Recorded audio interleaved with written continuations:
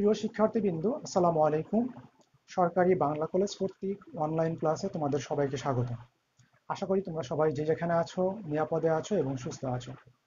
তোমরা যারা অনার্স চতুর্থ বর্ষের স্টুডেন্ট, তোমাদের মানি ব্যাংকিং অ্যান্ড ফিন্যান্স একটা সাবজেক্ট আছে। আমরা আজ এই মানি ব্যাংকিং অ্যান্ড ফিন্যান্স এই সাবজেক্টের চ্যাপ্টার 4-এর মূলধন বাজেটিং বা ক্যাপিটাল বাজেটিং এই অধ্যায়টা নিয়ে আলোচনা করব। তাহলে আমরা শুরুতে একটু জেনে নেব যে মূলধন বাজেটিংটা কি। আমরা সেক্ষেত্রে এই মূলধনটা কি আগে সেটা একটু জেনে নিই, তারপর বাজেটিংটা জানবো, এরপর মূলধন বাজেটিং কাকে বলে একত্রে জানবো। সাধারণত মূলধন বলতে আমরা কি বুঝি? মূলধন বলতে বুঝি উৎপাদন কাজে নিয়োজিত সম্পদকে বোঝায়, অর্থাৎ উৎপাদনের ক্ষেত্রে নিয়োজিত যে সম্পদগুলো থাকে তাকে আমরা বলি মূলধন। আর বাজেটিং হচ্ছে একটি আর্থিক পরিকল্পনা যার মধ্যে ভবিষ্যতের আয় ব্যয়ের হিসাব নিহিত থাকে। তাহলে মূলধন বাজেটিং এ যদি আমরা সাধারণ অর্থে সংজ্ঞাটা দিই তাহলে কেমন হয়?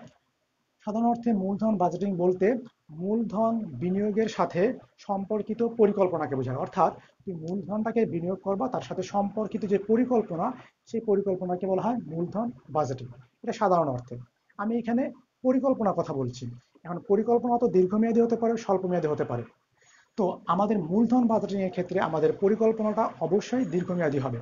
সেক্ষেত্রে আমি যদি বিশদভাবে সংজ্ঞাটা দিই তাহলে বিষয়টা এরকম হয় যে প্রতিষ্ঠানের মুনাফা সর্বাধিকরণের বা সর্বোচ্চকরণের লক্ষ্যে বিনিয়োগ এবং বিনিয়োগের জন্য অর্থ সংস্থানের জন্য বিনিয়োগের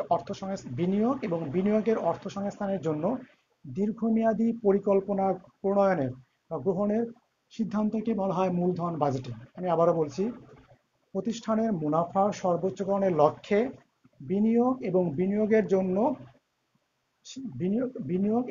বিনিয়োগের অর্থ সংস্থানের জন্য দীর্ঘমেয়াদী পরিকল্পনা প্রণয়নকে মূলধন বাজেটিং বলা হয়। আমি যদি আরো সহজে বলি, সেটা হচ্ছে দীর্ঘমেয়াদী বিনিয়োগ সিদ্ধান্ত গ্রহণের প্রক্রিয়াকে বলা হয় মূলধন বাজেটিং। একদম খুব সহজভাবে যদি বলি, দীর্ঘমেয়াদী বিনিয়োগ সিদ্ধান্ত গ্রহণের প্রক্রিয়াকে বলা হয় মূলধন বাজেটিং। অর্থাৎ দীর্ঘমেয়াদে আমরা বিনিয়োগ যে বিনিয়োগটা করে থাকবো তার জন্য যে পরিকল্পনা প্রণয়ন করে থাকি সেটাকে বলা হয় মূলধন বাজেটিং। এখন আমরা একটু আসি যে এই মূলধন বাজেটিংটা আমরা কেন করবো, কেন প্রয়োজন আছে মূলধন বাজেটিংটা। আমরা একটা উদাহরণ দিলে সহজেই বুঝতে পারবে যে মূলধন বাজেটিংটা আসলে কেন প্রয়োজন। আমি ধরে নিলাম যে ব্রাদার্স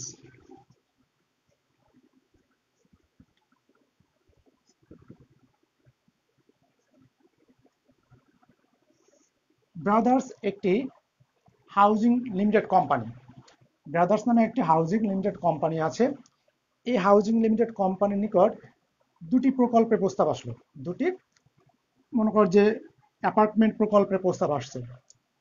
এ একটা প্রকল্প, অ্যাপার্টমেন্ট প্রকল্প, আবার বি একটা প্রকল্প আসছে। অর্থাৎ আমি আবার বলছি, ব্রাদার্স একটি হাউজিং লিমিটেড কোম্পানি, তার নিকট এ এবং বি দুটি অ্যাপার্টমেন্ট প্রকল্পের প্রস্তাব এসেছে। এবং এই এ প্রকল্পের ক্ষেত্রে বিনিয়োগ হচ্ছে আমাদের 20 কোটি টাকা। আমি একটু বড় করে রাখি,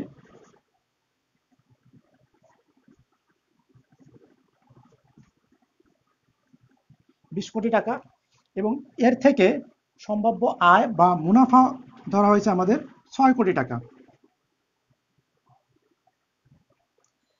আর একটা প্রকল্প রয়েছে বি। এই বি প্রকল্পের ক্ষেত্রে আমাদের বিনিয়োগ হচ্ছে, ধরে নিলাম আমরা, 12 কোটি টাকা, এবং এক্ষেত্রে আমরা সম্ভাব্য মুনাফা ধরে নিলাম, ধরতেছি 3 কোটি টাকা। তাহলে দেখো, এই দুটো প্রকল্পই কিন্তু অনেক বড় একটা প্রকল্প, কারণ কি 20 কোটি টাকা 12 কোটি টাকা অনেক অর্থ এখানে। তাহলে এবং এটা কি দীর্ঘমেয়াদী একটি পরিকল্পনা প্রকল্প। তাহলে এই দুটা প্রকল্পের ভিতরে এই ব্রাদার্স হাউজিং লিমিটেড কোম্পানি কোন প্রকল্পটি সে গ্রহণ করবে, এটা নিয়ে তার কাছে একটা প্রশ্ন জন্ম হয় যে আমি কোন প্রকল্পটি গ্রহণ করব। অর্থাৎ দুটি প্রকল্পের মধ্যে সে কোন প্রকল্পটি গ্রহণ করবে, এই যে একটা প্রশ্ন তার নিকট, এই প্রশ্নের উত্তর পাওয়ার জন্য আমাদের মূলধন বাজেটিং এর প্রয়োজন হয়। আমি আবার বলছি, এই দুটি প্রকল্পের মধ্যে ব্রাদার্স লিমিটেড কোম্পানি কোন প্রকল্পটি সে গ্রহণ করবে, এই প্রশ্নের উত্তর খোঁজার জন্য আমাদের মূলধন বাজেটিং এর প্রয়োজন হয়।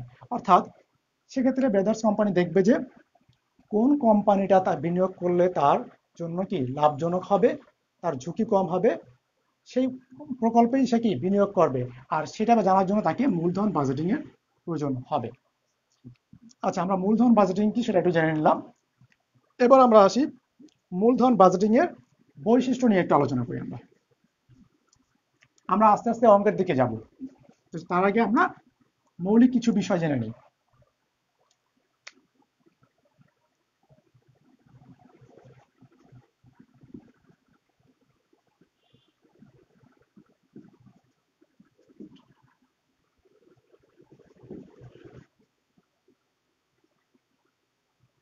মূলধন বাজেটিং এর বৈশিষ্ট্য।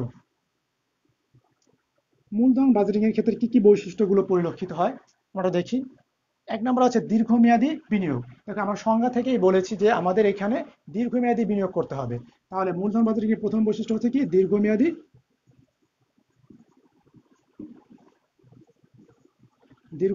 বিনিয়োগ।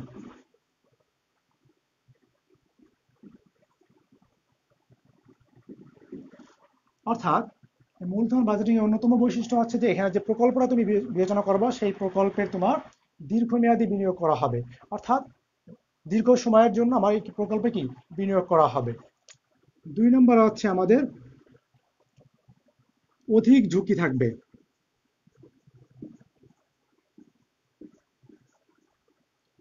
কারণ কি অধিক ঝুঁকি কেন থাকবে? কারণ যেহেতু এটা একটি বড় প্রকল্প থাকবে, দীর্ঘমেয়াদী প্রকল্প, এবং এখানে অনেক অর্থে জড়িত থাকবে। একটা প্রকল্পে, বড় একটা প্রকল্পে কি অনেক অর্থ থাকে এবং বিনিয়োগে অনেক পরিমাণ বিনিয়োগ করতে হয়। যেহেতু বেশি বিনিয়োগ করতে হয় সেহেতু সেখানে কি ঝুঁকির পরিমাণও কি বেশি থাকবে। তাহলে মূলধন বাজেটিং এর অন্যতম একটি বৈশিষ্ট্য হচ্ছে কি অধিক ঝুঁকি এখানে কাজ করবে। তবে তোমাকে বিবেচনা করে তোমাকে চিন্তা করে নিতে হবে, অথবা তোমার বিচক্ষণতা দিয়ে তোমাকে বিচক্ষণতার পরিচয় দিতে হবে যে কোন প্রকল্পটি কম ঝুঁকিপূর্ণ। তোমাকে সেটা বিবেচনা করেই তোমাকে প্রকল্পে বিনিয়োগ করতে হবে, যদিও অধিক পরিমাণে ঝুঁকি থাকবে। তিন নম্বরে আছে আমাদের দীর্ঘমেয়াদী মুনাফা।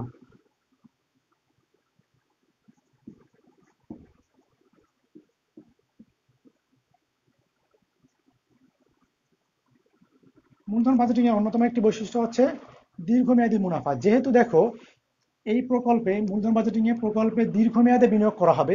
যেহেতু দীর্ঘমেয়াদে বিনিয়োগ করা হবে সেক্ষেত্রেও এখান থেকে দীর্ঘমেয়াদে আমি মুনাফা পাবো। যদিও এক্ষেত্রে আমাদের যে বিনিয়োগটা এককালীন, আমি যদি বিনিয়োগটা এককালীন করলেও তার ফলাফল বা তার থেকে যে আমরা মুনাফা বা যে লাভটা পাবো সেটা কি দীর্ঘ সময় ধরে পাবো। তাহলে আমরা অন্যতম জানলাম যে মূলধন বাজেটের অন্যতম একটি বৈশিষ্ট্য হচ্ছে কি দীর্ঘমেয়াদী মুনাফা। অর্থাৎ এই প্রকল্প থেকে আমরা দীর্ঘমেয়াদী মুনাফা পাবো, যেহেতু এটি একটি অনেক বড় প্রকল্প থাকে। 4 নম্বরে হচ্ছে আমাদের অধিক অর্থ বিনিয়োগ।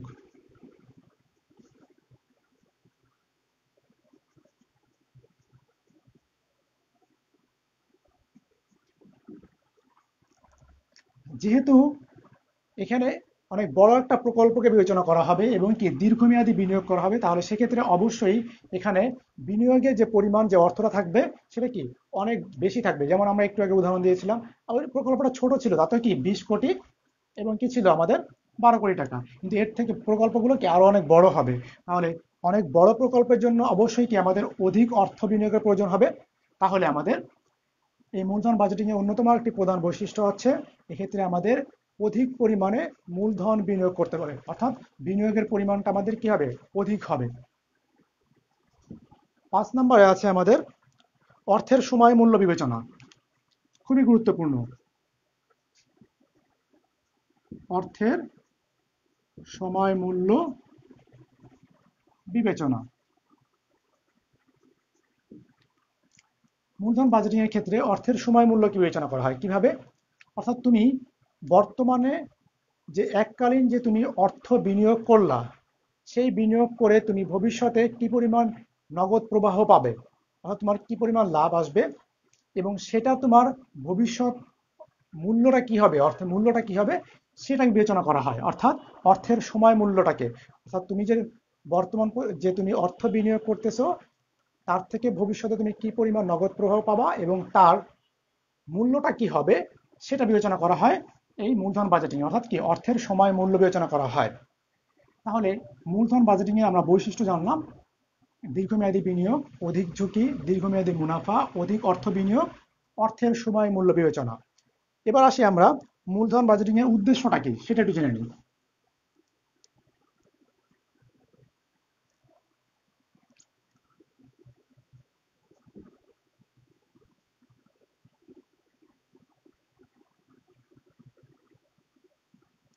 মূলধন বাজেটিং এর উদ্দেশ্য: মূলধন বাজেটিং কোন উদ্দেশ্যকে সামনে রেখে সে কি পরিকল্পনা প্রণয়ন করে? এক নম্বরে সর্বোত্তম প্রকল্প নির্বাচন।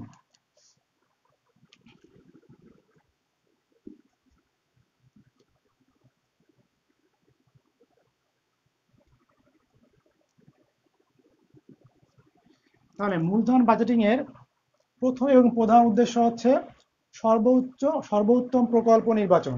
কারণ তাকে যদি সর্বোত্তম প্রকল্প নির্বাচনটা যদি সে না করতে পারে, তাহলে সে ক্ষতিগ্রস্ত হবে এবং কি সে লোকসানের সম্মুখীন হবে, তার তো মুনাফা হবেই না। তাহলে সে একাধিক প্রকল্প থাকতে পারে, অর্থাৎ বিকল্প প্রকল্প থাকতে পারে একাধিক, বিভিন্ন বিকল্প প্রকল্পের মধ্যে থেকে সে সর্বোত্তম প্রকল্পটিকে সে নির্বাচন করে নেবে। তা না হলে তার কি হবে, লোকসানের সম্মুখীন হবে, সে ক্ষতিগ্রস্ত হবে। তাই সে সর্বোত্তম প্রকল্পটি নির্বাচন করবে। 2 নম্বরে আছে লাভজনক প্রকল্পে বিনিয়োগ।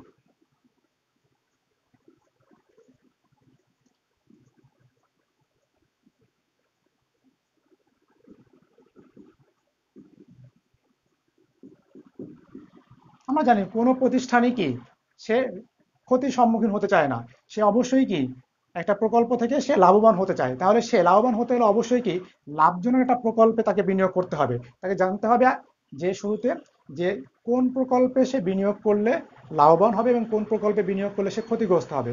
তাহলে যে প্রকল্পে একাধিক যে প্রকল্প থাকবে, বিকল্প প্রকল্পগুলো থাকবে, তার ভিতর থেকে যে প্রকল্প তার জন্য লাভজনক সেই প্রকল্পেই সে কি বিনিয়োগ করবে, যা হচ্ছে মূলধন বাজেটিং এর একটি উদ্দেশ্য।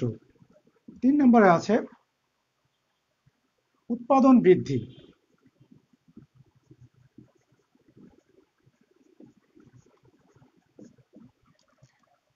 কোনো একটা প্রতিষ্ঠান যদি উৎপাদন বৃদ্ধি করে, তাহলে তার কি মুনাফা বা আয় সর্বাধিক হবে। তাহলে এই উৎপাদন বৃদ্ধি মূলধন বাজেটিংয়ের অন্যতম একটি উদ্দেশ্য।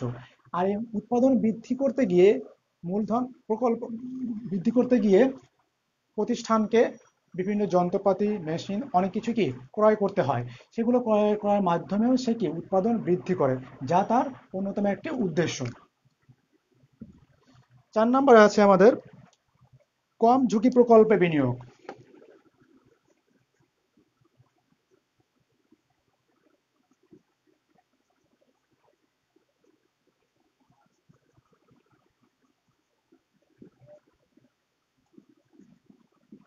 মূলধন বাজেটিং এর অন্যতম একটি প্রধান উদ্দেশ্য হচ্ছে কম ঝুঁকি প্রকল্পে বিনিয়োগ।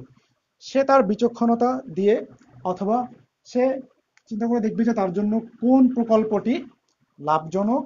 লাভজনক হলে সেই প্রকল্পে সে বিনিয়োগ করবে, তাতে তার কি হবে, ঝুঁকি কম হবে। অর্থাৎ বিভিন্ন প্রকল্পের মধ্যে সে দেখবে যে কোন প্রকল্পে ঝুঁকি বেশি, কোন প্রকল্পে ঝুঁকি কম। যে প্রকল্পটি কম ঝুঁকি হবে সেই প্রকল্পেই সে বিনিয়োগ করবে। কারণ যদি ঝুঁকি বেশি থাকে, তাহলে সেক্ষেত্রে সে ক্ষতিগ্রস্ত হতে পারে, তার প্রকল্পটা কি ক্ষতিগ্রস্ত হতে পারে, তাহলে সে কি লোকসানের সম্মুখীন হবে।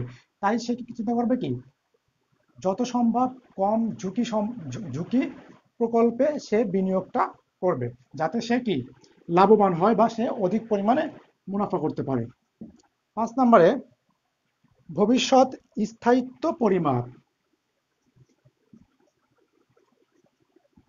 ভবিষ্যৎ স্থায়িত্ব পরিমাপ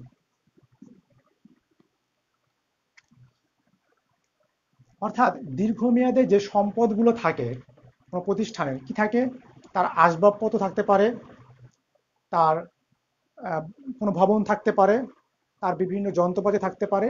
এই যে দীর্ঘমেয়াদী যে সম্পদ, তার এই দীর্ঘমেয়াদী সম্পদের ভবিষ্যৎ স্থায়িত্ব বা সময়কাল নির্বাচন করাও মূলধন বাজেটিং এর একটি অন্যতম উদ্দেশ্য। আমি আবার বলছি যে তার যে দীর্ঘমেয়াদী যে সম্পদগুলো থাকে, কি থাকে সম্পদ, আসবাবপত্র হতে পারে, তার যন্ত্রাংশ হতে পারে, তার জমি হতে পারে, তার বস মানে তার যে ভবনটায় সে বিজনেস করছে সেই ভবনটা হতে পারে। এই যে দীর্ঘমেয়াদী যে তার সম্পদ, এই দীর্ঘমেয়াদী সম্পদের ভবিষ্যৎ স্থায়িত্ব বা সময়কাল বিবেচনা করাও মূলধন বাজেটিং এর অন্যতম একটি উদ্দেশ্য। 6 নম্বরে আছে আমাদের বিনিয়োগ ভারসাম্য রক্ষা।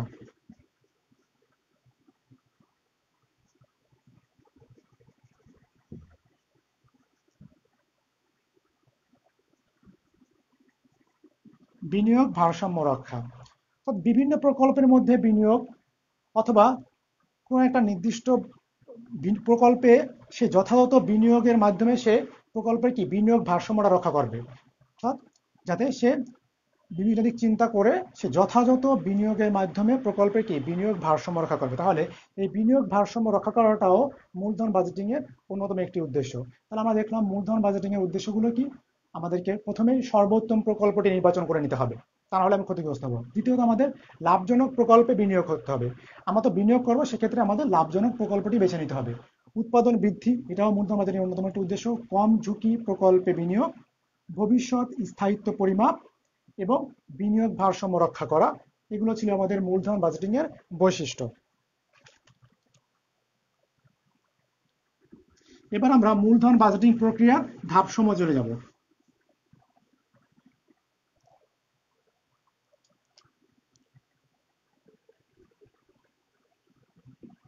মূলধন বাজেটিং প্রক্রিয়ার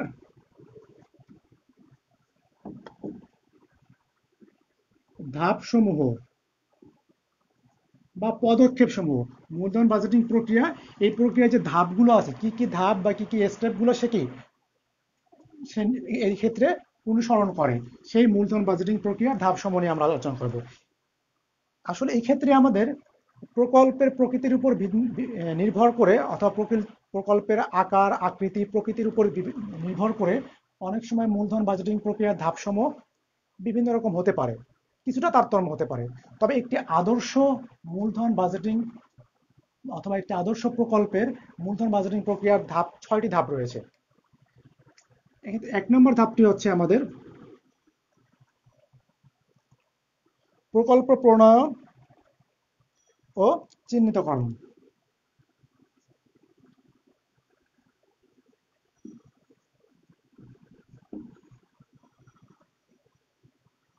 বা চিহ্নিতকরণ, আমি আবারও বলি, এই প্রক্রিয়া বা ধাপসমূহ কিন্তু অনেক সময় এই প্রকল্পের আকার আকৃতি প্রকৃতির উপর নির্ভর করে তারতম্য হতে পারে। তবে একটি আদর্শ প্রকল্পের ক্ষেত্রে সাধারণত 6টি ধাপ অনুসরণ করা হয়। তার ভিতরে প্রথম এবং প্রধান ধাপটি হচ্ছে প্রকল্প প্রণয়ন এবং কি নির্বাচন করতে হয়। শুরুতেই তোমার প্রকল্প প্রণয়ন করতে হয় এবং চিহ্নিত করতে হয় যে কোন প্রকল্পটি তুমি গ্রহণ করবে। 2 নম্বরে হচ্ছে আমাদের নগদ আন্তঃপ্রবাহ ও বহিঃপ্রবাহ প্রাক্কলন।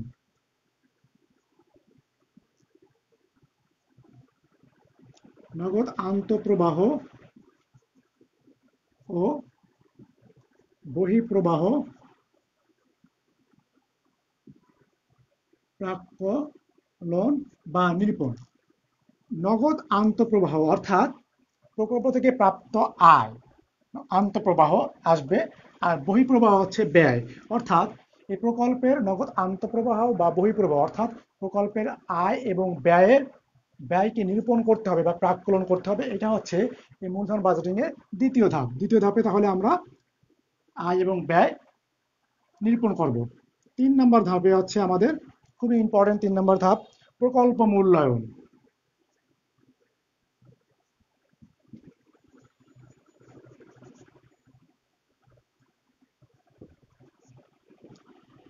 প্রকল্প মূল্যায়ন এটা খুবই গুরুত্বপূর্ণ। এই প্রকল্প মূল্যায়ন আমরা 4টা ভাবে করতে পারি।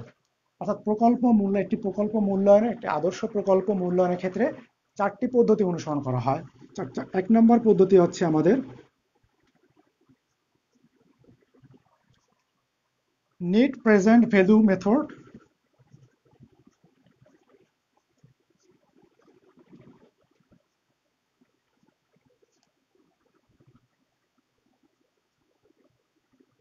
নিট প্রেজেন্ট ভ্যালু মেথড, একে সংক্ষেপে বলা হয় এনপিভি, অর্থাৎ নিট বর্তমান ভ্যালু, বর্তমান মূল্য পদ্ধতি। তাহলে 1 নম্বর পদ্ধতি হচ্ছে নিট প্রেজেন্ট ভ্যালু মেথড বা এনপিভি সংক্ষেপে বলা হয়, বাংলা হচ্ছে নিট বর্তমান মূল্য পদ্ধতি। 2 নম্বর যে পদ্ধতি অনুসরণ করা হয় সেটা হচ্ছে আমাদের pay back period method.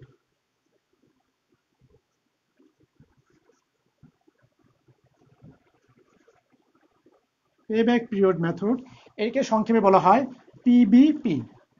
PBP অর্থাৎ বিনিয়োগ পরিশোধকাল পদ্ধতি। 2 নম্বর আছে আমাদের পে ব্যাক পিরিয়ড মেথড বা সংক্ষেপে পিবিপি বা বিনিয়োগ পরিশোধকাল। 3 নম্বরে আছে আমাদের অ্যাভারেজ রেট অফ রিটার্ন।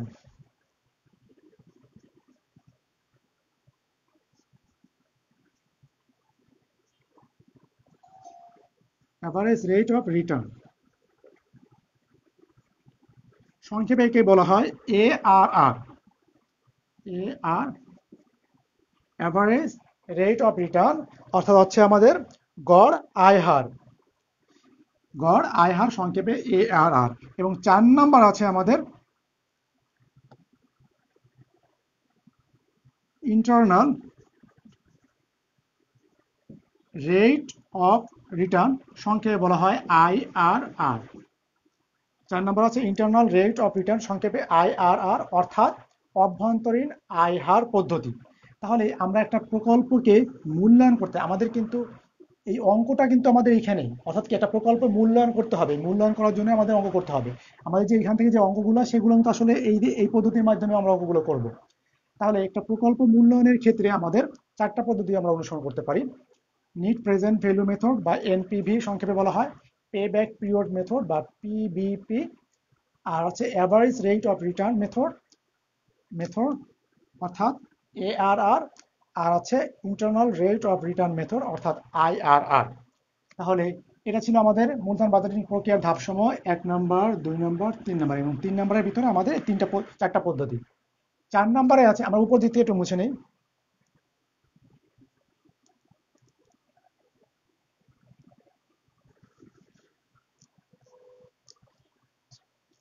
4 নম্বরে আছে আমাদের প্রকল্প বাছাই বা নির্বাচন।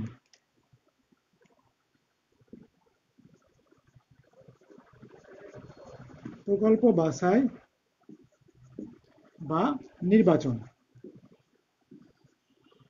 অর্থাৎ মূলধন বাজেটিং প্রক্রিয়ার 4 নম্বরে আমাদেরকে প্রকল্প বাছাই করতে হবে বা নির্বাচন করতে হবে, অর্থাৎ কোন প্রকল্পটি আমাদের জন্য লাভজনক সেই প্রকল্পটি আমাদেরকে বেছে নিতে হবে। তাই আমরা অবশ্যই প্রকল্পে বিনিয়োগ করার ক্ষেত্রে অবশ্যই আমরা দেখে নিব যে আমাদের জন্য কোন প্রকল্পটি লাভজনক, সেই লাভজনক প্রকল্পটি আমরা বেছে নিব। এবং তাই বলা হয়েছে প্রকল্প বাছাই বা নির্বাচন হচ্ছে মূলধন বাজেটিং এ আমাদের চতুর্থ ধাপ। কি চতুর্থ যে কাজটি হচ্ছে সেটা হচ্ছে আমাদের মূলধন প্রকল্প বাছাই বা নির্বাচন। 5 নম্বর আছে প্রকল্প বাস্তবায়ন।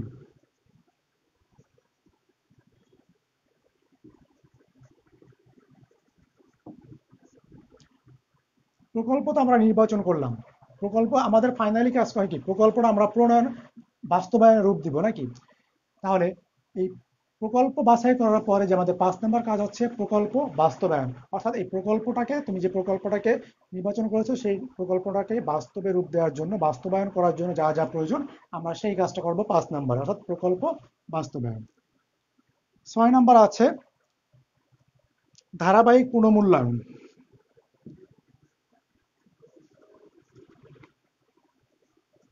ধারাবাহিক পুনর্মূল্যায়ন ও পুনঃ বাস্তবায়ন। আচ্ছা, এটা একটু ভালো করে বুঝো। ধারাবাহিক পুনর্মূল্যায়ন ও পুনঃবাস্তবায়ন অর্থাৎ পুনরায় মূল্যায়ন এবং পুনরায় বাস্তবায়ন, এই কথাটা বলা হয়েছে কেন? কারণ আমরা জানি কোন একটা প্রকল্প যদি তুমি বাস্তবায়ন করতে যাও সেখানে অনেক ধরনের ত্রুটি বা অনেক ধরনের সমস্যার সম্মুখীন হতে পারে। সেই ত্রুটিগুলো মূল্যায়ন করতে, সেই ত্রুটিগুলো সংশোধন করে আমাদের কি পুনরায় প্রকল্পটিকে মূল্যায়ন করতে হবে এবং কি পুনরায় বাস্তবায়ন করতে হবে। অর্থাৎ যেসব আমাদের প্রকল্পটি বাস্তবায়ন করতে গিয়ে যে সকল সমস্যার সম্মুখীন হব, যেসব সমস্যা দেখা দিবে, সেইগুলোকে আমরা সমাধান করে প্রকল্পটাকে পুনরায় মূল্যায়ন করে পুনরায় কি বাস্তবায়নের দিকে যাব। এটা হচ্ছে আমাদের মূলধন বাজেটিং প্রক্রিয়ার ধাপ। তাহলে আমি বলেছিলাম যে একটি আদর্শ মূল প্রকল্পের ক্ষেত্রে আমরা 6টি ধাপ অনুসরণ করতে পারি। মূলধন বাজেটিং প্রক্রিয়া 6টি ধাপ থাকে। তাহলে মূলধন বাজেটিং প্রক্রিয়া আমাদের এই 6টি ধাপ ছিল। এবার আমরা একটু অঙ্কের দিকে যাব। অঙ্কের দিকে মূলত আমরা এই যে প্রকল্প যে আহ, আমাদের প্রকল্প প্রণয়ন বলছি, প্রকল্প আমাদের মূল্যায়নের যে বিষয়টা ছিল, সেই প্রকল্প মূল্যায়নের যে পদ্ধতিগুলো ছিল, 4টা পদ্ধতি, এটাই হচ্ছে আমাদের অঙ্ক। তা আমরা এবার একটু ওদিকে যাই। এবার আমরা মূলধন বাজেটিং এর পদ্ধতি সমূহ বা মূল্যায়নের পদ্ধতি সমূহ নিয়ে আলোচনা করি।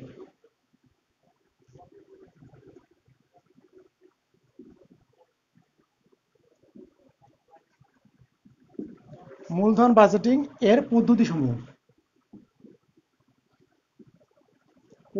সমূহ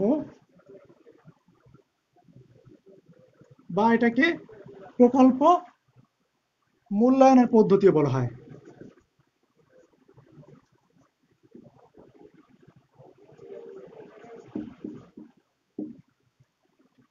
প্রকল্প মূল্যায়নের পদ্ধতি সমূহ। আমরা কিন্তু একটু আগেই প্রকল্প মূল্যায়নের পদ্ধতি সমূহ আলোচনা করেছি। আমাদের 4টি পদ্ধতি ছিল নাকি? এই 4টি পদ্ধতিকে সাধারণত 2টি ভাগে ভাগ করা হয়। এই অর্থাৎ এই প্রকল্প মূল্যায়নের পদ্ধতিকে 2টি ভাগে ভাগ করা হয়।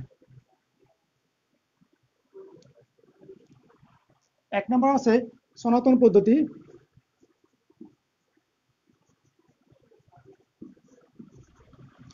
আরটা হচ্ছে আধুনিক পদ্ধতি বা বাট্টাকৃত নগদ প্রবাহ পদ্ধতি।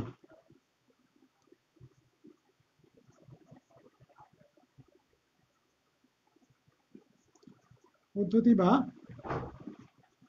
নগদ বাট্টাকৃত বাট্টাকৃত নগদ প্রবাহ পদ্ধতি।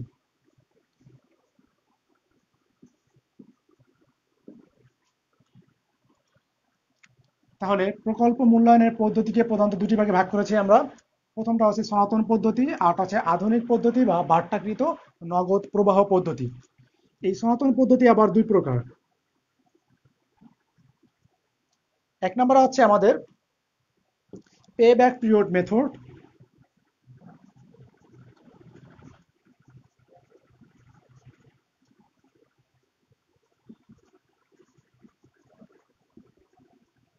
আমরা একটু আগে যে আলোচনা করেছি পে ব্যাক পিরিয়ড মেথড, একে সংক্ষেপে প্রকাশ করা হয় পিবিপি দ্বারা,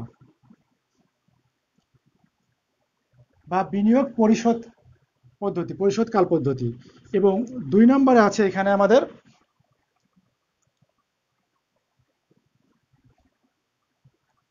অ্যাভারেজ রেট অফ রিটার্ন,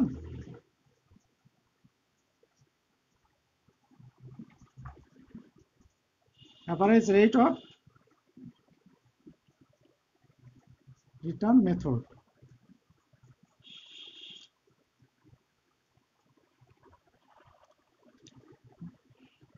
সংক্ষেপে বলা হয় ARR। তাহলে সনাতন পদ্ধতি 2টা, একটা আছে পে ব্যাক পিরিয়ড মেথড অর্থাৎ কি পিবিপি বা কি বিনিয়োগ পরিশোধকাল পদ্ধতি, আরটা হচ্ছে আমাদের অ্যাভারেজ রেট অফ রিটার্ন, সংক্ষেপে ARR, বাংলা হচ্ছে গড় আয় হার পদ্ধতি। এবার আসি আমরা আধুনিক পদ্ধতি বা বাট্টাকৃত পদ্ধতি। আমাদের এর আগে আমরা 4টা পদ্ধতি দেখেছিলাম, তাহলে 2টা যদি চলে যায় বাকি 2টা থাকে এখানে। আমরা এই পাশ থেকে মুছে নিই, আচ্ছা এদিকে থেকে লেখা যাবে হয়তোবা। এটাকে আবার প্রধানত 2টা ভাগে ভাগ করে, এছাড়া আরো 2টা প্রকার আছে। এক নম্বর আছে আমাদের নেট প্রেজেন্ট ভ্যালু,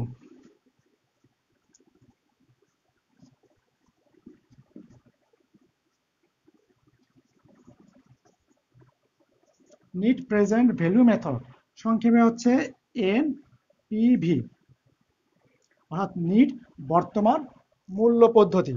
2 নম্বর আছে আমাদের অভ্যন্তরীণ আয় হার পদ্ধতি অর্থাৎ internal internal rate of of internal rate of return method, সংক্ষেপে বলা হয় IRR, অর্থাৎ অভ্যন্তরীণ আয় হার পদ্ধতি। এই দুটো পদ্ধতি ছাড়াও আধুনিক পদ্ধতি বা বাট্টাকৃত নগদ প্রবাহ পদ্ধতিতে আরো দুটো পদ্ধতি রয়েছে। 3 নম্বর আছে আমাদের বাট্টাকৃত পরিশোধকাল পদ্ধতি বা discount payback period method.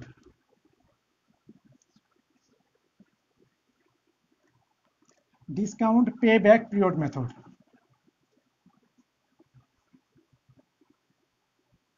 Payback period. তাহলে 3 নম্বরে আছে ডিসকাউন্ট পেব্যাক পিরিয়ড মেথড, সংক্ষেপে হচ্ছে আমাদের DPBP। অর্থাৎ এই যে এখানে ছিল আমাদের পেব্যাক পিরিয়ড মেথড আর এখানে চলে আছে কি ডিসকাউন্ট পেব্যাক পিরিয়ড মেথড, এবং 5 নম্বরে আছে আমাদের প্রফিটেবিলিটি ইন্ডেক্স মেথড।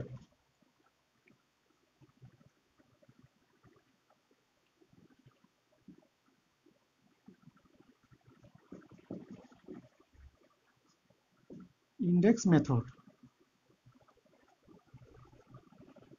সংক্ষেপে PI, প্রফিটেবল ইন্ডেক্স। তাহলে অর্থাৎ লাভজনক সূচক পদ্ধতি। তাহলে আধুনিক পদ্ধতি বা বাট্টাকৃত নগদ প্রবাহ পদ্ধতিতে আমাদের 4টে পদ্ধতি রয়েছে। প্রধানত 2টা পদ্ধতি রয়েছে, নিট প্রেজেন্ট ভ্যালু পদ্ধতি মেথড, আরটা হচ্ছে internal rate of return method. এছাড়া আরো 2টা পদ্ধতি রয়েছে, discount pay back period method, আরটা হচ্ছে প্রফিটেবিলিটি ইন্ডেক্স মেথড। এই যে পদ্ধতিগুলো রয়েছে, আমরা এই পদ্ধতিগুলোর মাধ্যমে একটা প্রকল্প কি গ্রহণযোগ্য না বর্জনযোগ্য, প্রকল্পটার অবস্থানটা কি, প্রকল্পটাকে আমরা মূল্যায়ন করতে পারবো, প্রকল্প সম্পর্কে আমরা ধারণা পাবো। তাহলে আজ আমরা এই পে ব্যাক পিরিয়ড আমরা ধারাবাহিকভাবে এখান থেকে আমরা অঙ্ক করব, অর্থাৎ এই প্রথমে আমরা পে ব্যাক পিরিয়ড মেথড, তারপরে অ্যাভারেজ, এগুলো সবাই আমরা করব। তো আজ আমরা এই সনাতন পদ্ধতির পে ব্যাক পিরিয়ড মেথড বা PPV এটা সম্পর্কে একটু আলোচনা করব, তারপর পর্যায়ক্রমে আমরা ধারাবাহিকভাবে যাব।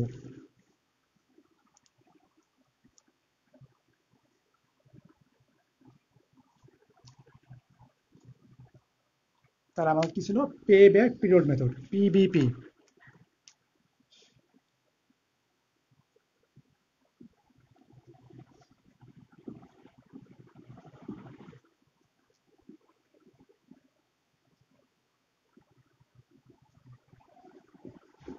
পে ব্যাক পিরিয়ড মেথড বাংলাটা হচ্ছে কি বিনিয়োগ পরিশোধকাল পদ্ধতি।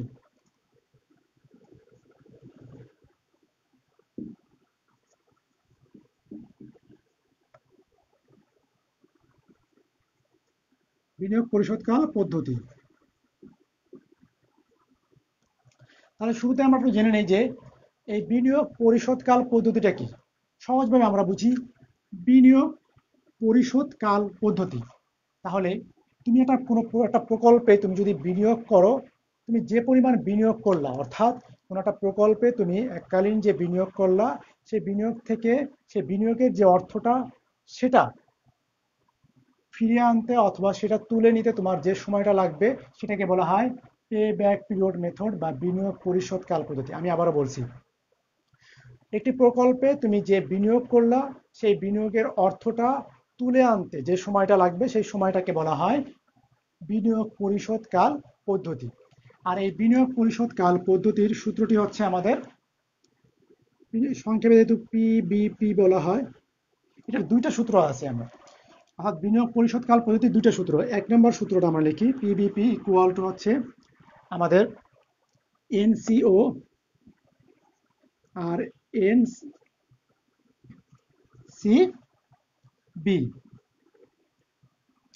এখানে NCO হচ্ছে নিট ক্যাশ আউটলে, অর্থাৎ নিট নগদ বহিঃপ্রবাহ, আর NCB হচ্ছে নিট ক্যাশ তোমার বেনিফিট, অর্থাৎ বার্ষিক নগদ আন্তঃপ্রবাহ। এখন আমি বলছি দুইটা সূত্র, একটা সূত্র আর একটা সূত্র হচ্ছে আমাদের পিবিপি ইকুয়াল টু হচ্ছে A plus NCO minus C by D, এই দুইটা সূত্র। এখন কথা হচ্ছে যে কোনটা কখন ব্যবহার করা হবে। অর্থাৎ নগদ কোনো প্রকল্প থেকে যদি একটা প্রকল্প হতে বিভিন্ন বছরে যদি নগদ আন্তঃপ্রবাহ, যদি তোমার নগদ প্রবাহটা যদি একই রকম হয়, আমি আবারও বলছি, কোনো একটা প্রকল্প থেকে যদি বিভিন্ন বছরে নগদ প্রবাহটা যদি তোমার একই রকম হয়, অর্থাৎ বিভিন্ন বছরে নগদ প্রবাহ একই আসতেছে, অর্থাৎ কি 2020 সালে 10 কোটি টাকা আসছে, 21 সালে 10 কোটি, 22 সালে 10 কোটি, অর্থাৎ প্রত্যেকটা বছরে আমাদের কি নগদ প্রবাহটা আমাদের একই রকম যদি হয়, তাহলে আমাদের সূত্র হচ্ছে 1 নম্বর সূত্র। আর যদি কোনো প্রকল্পে বিভিন্ন বছরে নগদ প্রবাহটা যদি বিভিন্ন রকম হয়, অর্থাৎ এক বছরে সে 10 কোটি টাকা, পরের বছরে 12 কোটি টাকা, পরের বছরে 5 কোটি টাকা, এরকম বিভিন্ন রকম যদি হয়, সেক্ষেত্রে আমাদের সূত্রটি হচ্ছে এটা, আমি লিখে দিচ্ছি।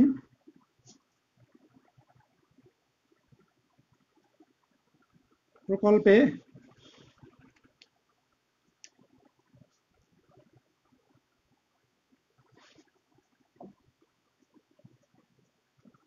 বিভিন্ন বছরে নগদ প্রবাহ একই হলে এই সূত্র।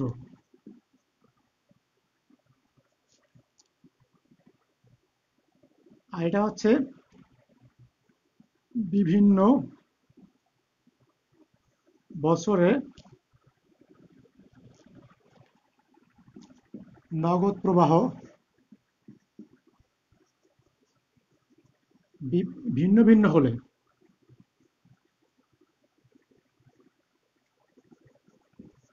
ভিন্ন ভিন্ন হলে